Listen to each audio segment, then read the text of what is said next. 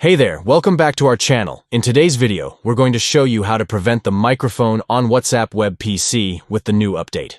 So let's get started.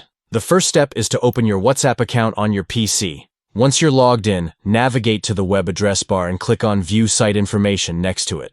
This will open up a menu where you can access site settings. Click on Site Settings to bring up a list of permissions for the website. Look for the microphone option and click on it to disable it. This will prevent WhatsApp web PC from accessing your microphone without your permission. And that's it.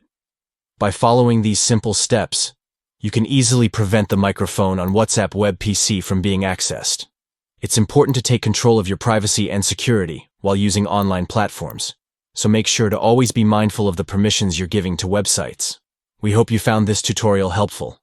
If you did, don't forget to give this video a thumbs up and subscribe to our channel for more tips and tricks on how to navigate the digital world safely. Thanks for watching, and we'll see you in the next video.